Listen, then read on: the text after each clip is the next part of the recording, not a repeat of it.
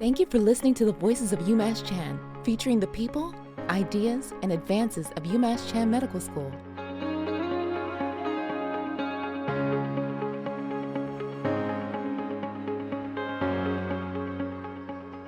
Shortly after his 67th birthday, Ernesto Chavez retired from his job at a Los Angeles food warehouse.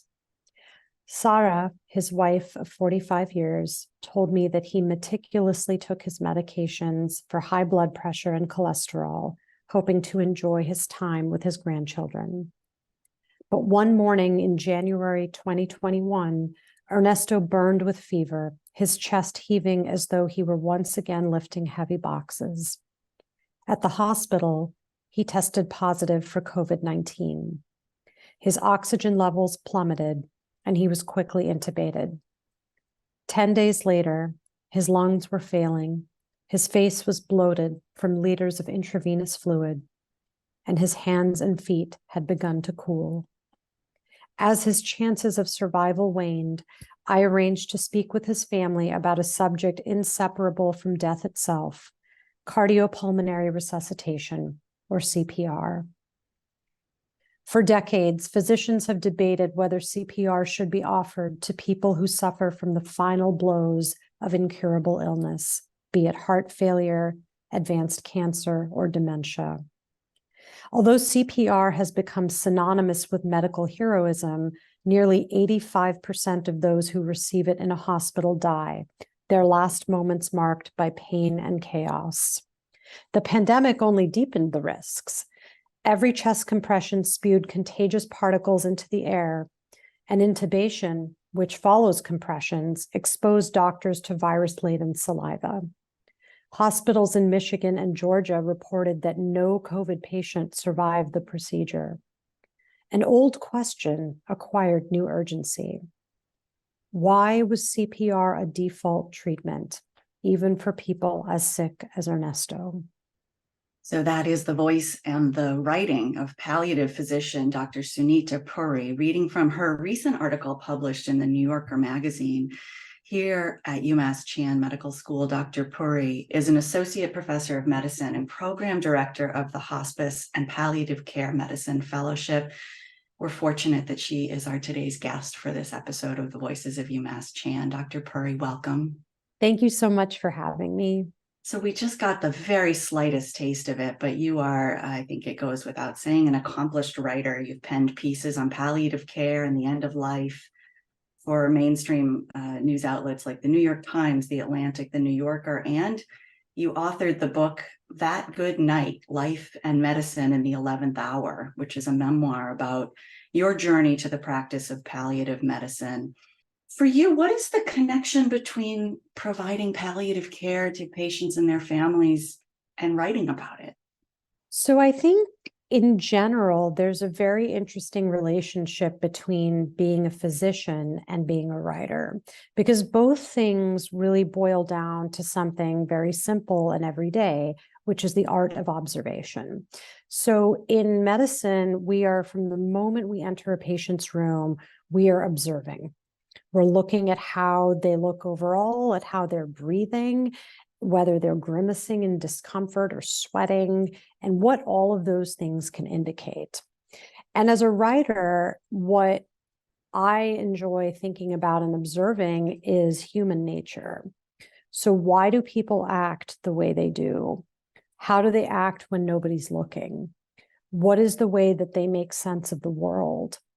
And in palliative care, these are some of the questions, or especially that last one, that I have to kind of dig into, because a person's lens on the world is often their lens on their disease. And I have to understand that perspective in order to try to get them to see the perspective from the medical standpoint, or the medical reality that might or might not kind of clash with their hopes and their perspective on their life and illness.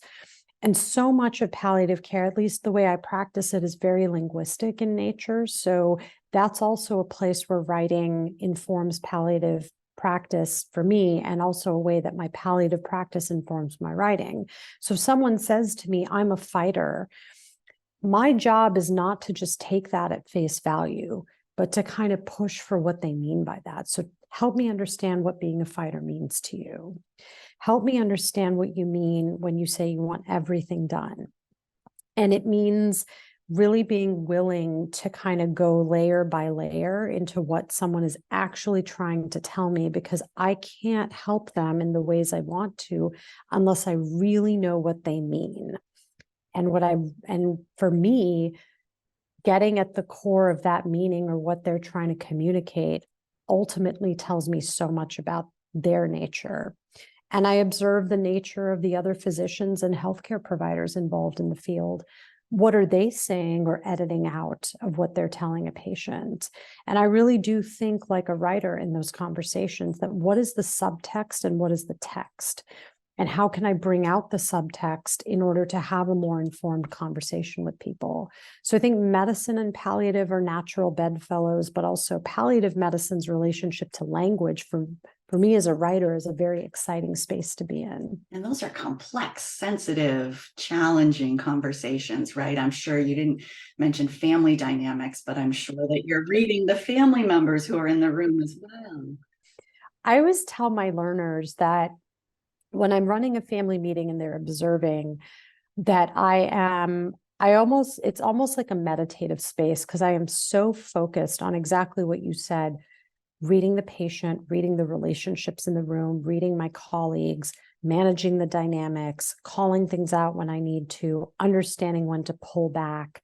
So if we think about communication as a procedure, it's kind of like the surgeon's art of surgery, where I have a bunch of tools available to me in terms of words and observations of other people. And I have to decide, which tool am I going to pick up? Is it going to be a blunt tool? Is it going to be a sharp tool?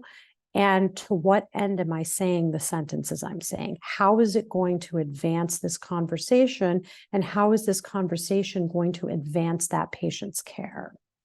Let's frame an important piece of information for our listeners just before we continue with the conversation. Can you just remind us how palliative care differs from hospice? Yes.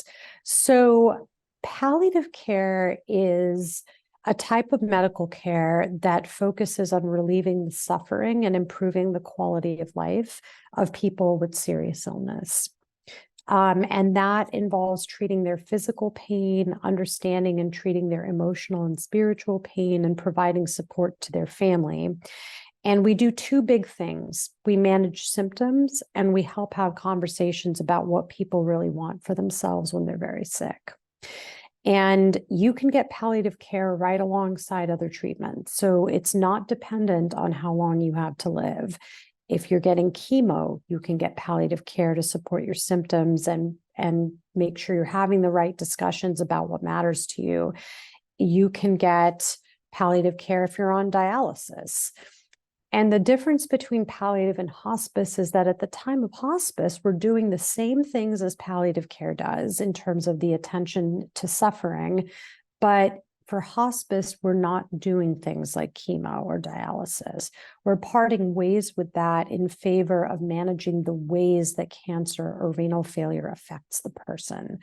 So as opposed to palliative, which you can get alongside other treatments, hospice is the time where we think you have 6 months or less to live, and we're parting ways with some of those treatments to allow a natural process of dying to unfold. So hospice, you could say, maybe is a phase of palliative care. It's a piece of the puzzle, but it's not the puzzle. Yes, they're sister specialties. Palliative care actually grew out of hospice, which was a movement that started in the 70s here. So hospice kind of came first, and because hospice did so well for people, I think naturally folks wondered, well, why aren't we doing this earlier in a disease course? And that was really kind of the birth of palliative care. You wrote so powerfully about Ernesto and his example and how it opens a door to the healthcare system. And so I want to get back to that and to his story. So this New Yorker article that you read from is called "The Hidden Harms of CPR," and I think the average consumer, the average person, doesn't know this. So, what did you want us to know by writing this article? I have been fascinated by the history of CPR and the ways we use it for a very long time, ever since As I wrote about in the article, ever since I was a resident and didn't know how to talk about this and subjected people to CPR that they didn't need and filled their last moments with pain and suffering. And I had a lot of shame about that. And a lot of those memories stayed with me. And what I wanted to do in this piece was to help both the lay public, but also people in medicine challenge their views and the beliefs around CPR. Because I think when we talk about it, both sides are thinking a lot about what it represents or symbolizes and not actually what it is practically. So I wanted to dispel some of the mythology around CPR, especially as, this very heroic, this is the pinnacle of medical heroism. This is the way that medical teams show that they care about you. And for families, it's a show of advocacy. We are not going to let our loved one die unless we try, quote unquote, everything. But I think what people miss is that the statistics don't lie around the success of CPR. And the history is fascinating because it was invented for people with acute, sudden, reversible injuries who were otherwise pretty healthy. And so, I wrote in the piece, and I can read from the section where I talk about Damar Hamlin, and what his example showed us is what people think CPR achieves all the time, when it actually doesn't. Yeah, Damar's the Buffalo Bills football player who collapsed suddenly on the field. So to read from that section, it is an open secret in medicine that CPR is both brutal and rarely effective. The procedure begins at death when someone loses a pulse. This can happen because of heart problems, a blockage in a coronary artery, say, or when other organs cause cardiac arrest. Lung failure depriving the heart of oxygen, kidney failure causing a buildup of toxins. CPR is designed to keep blood flowing to the brain in these situations. It requires 100 chest compressions per minute, 2 inches deep, to the beat of the song Stayin' Alive, on using a defibrillator to deliver an electric shock to the chest. In hospitals, it also includes IV medications to help the heartbeat and a ventilator to help the patient breathe.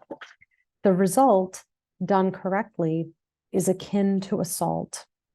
The force of compressions can shatter ribs and breastbones, puncture lungs, bruise the heart, and cause major blood vessels to rupture. Repeated electrical shocks can burn flesh. Even if a procedure restores a heartbeat, brain damage, whether mild memory loss or a vegetative state, occurs in 40% of hospitalized patients. There are times when these risks are worth taking. CPR can save lives when patients are relatively healthy and when the cause of their death is reversible or unclear.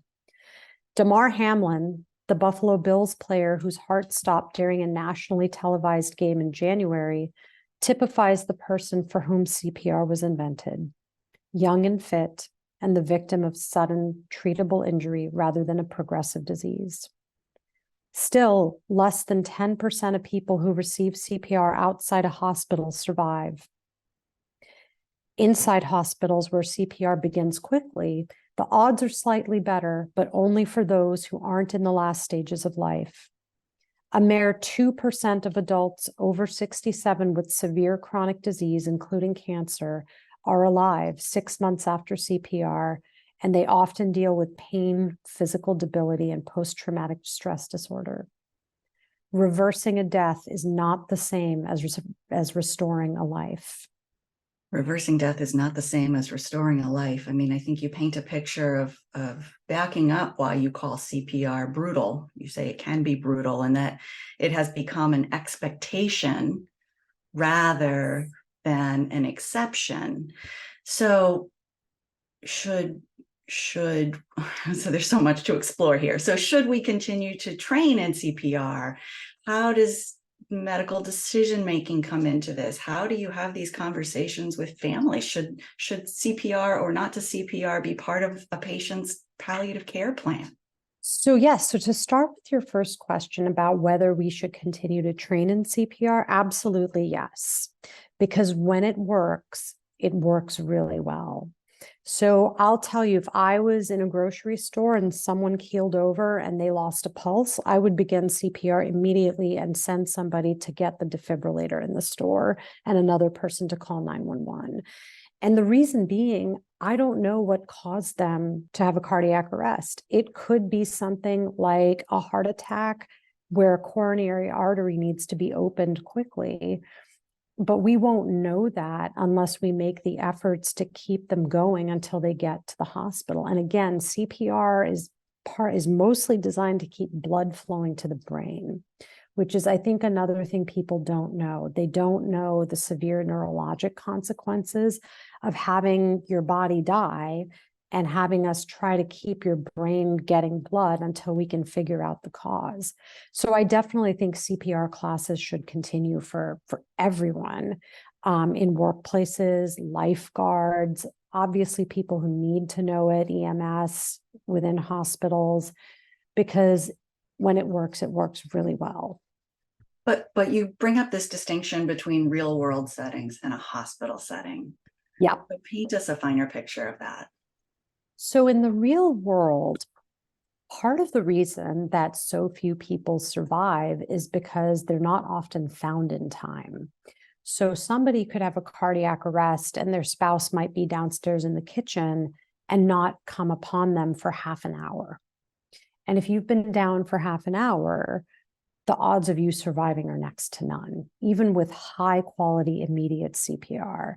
So the outside the hospital, it's just a matter of luck. And even if somebody finds you quickly, can they do chest compressions correctly? Because these are not easy to do. They require a tremendous amount of force and you can get tired quickly.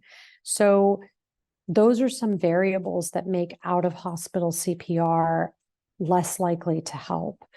In the hospital, we know your problems. So the first thing that we should be talking about with you is CPR going to help restore the life you want, the quality of life you want? And is your underlying issue reversible? Meaning, do we have a reasonable chance of treating the cause of a potential arrest? And when somebody has end-stage cancer, end-stage cirrhosis, heart failure, we have to be honest with patients and ourselves about the limits of what we can do and the limits of the body. And I don't think we're good in our society in general, let alone in medicine, discussing limits, discussing the reality that our bodies are going to change and die. And if we can't become more comfortable with that idea, both within medicine and outside medicine, we are going to continue to have people have their deaths extended by CPR that will not help them survive. So really, is your article a call to action for your fellow physicians and nurses and care teams? It's a call. It's a wake-up call is really kind of how I would think about it. And it's a wake-up call that's not a polemic, because I've put the history in there and interviewed other people and really situated it in the context of COVID, where everything we knew about CPR was now coming to the forefront, that, this does not work as much as we would like to live in a magical reality where it works all the time. So how do we shed our magical thinking about CPR, about medical heroism, about what it means to advocate for what's right for our families or our patients, when what's right for them may not be fully informed, because we haven't explained to them that CPR we invented it to reverse death, not necessarily to prolong survival. And that's a very, very different way of thinking about things, but that enables true informed consent. So it's really about a wake-up call that advocates for informed consent and asking people whether what we can do is what we should do for them. How do you integrate all of this into your role at UMass Chan? So my role at UMass is that I direct the Palliative Care Fellowship training program. And And I teach a lot of the rotators that come onto our service from internal medicine, anesthesia, critical care, oncology, and people who want to do electives, and the medical students, of course. And I really try in my individual practice to help people think very carefully about the language they're using and to think about the language other people are using. So I will often ask my students or whoever's rotating and observing a meeting with me to write down what they're observing in the meeting. So what are turns of phrase that I use or other people use that they found to help that meeting move forward? What were things that were said or left unsaid that didn't advance the goals of the meeting? Did they feel that the family left with a clearer sense of what's going on to enable them to make the right decisions for themselves or their loved ones? So I try to draw a lot of attention to language and to help people understand that these meetings are a lot like writing an essay. You have a couple major points you want the family or the team to walk away with. So like a writer, you are going to try to do your best in kitchen table language to lead the reader to understand your perspective. And you, in writing the essay, have to anticipate their perspectives to make it a balanced piece. Leading a family meeting is very similar because we're going in with 2, maximum 3 big messages that we want them to take away. And we shape those messages with the other members of the team. But in the meeting, we also, as we go in, we have to think about what are the potential objections or things that are going to come up. I try to make them see that these conversations have a structure and a language that they need to learn to be effective communicators. Dr. Sunita Puri, thank you so much for joining us today. So thought-provoking. It makes me want to have conversations with my own loved ones. Well, thank you so much for having me. It's been a pleasure. Thank you. We will provide a link to Sunita's book and her recent article in the New Yorker in our show notes. If you like the Voices of UMass Chan podcast, and we hope you do, please subscribe so that you don't miss any new episodes. We also want you to know that you can now listen to the Voices of UMass Chan on our YouTube channel. Until next time, I'm Jennifer Berryman. Have a great day. Follow us at UMass Chan on Facebook, Instagram, Twitter, and LinkedIn. On YouTube, find us at UMass Chan Medical School.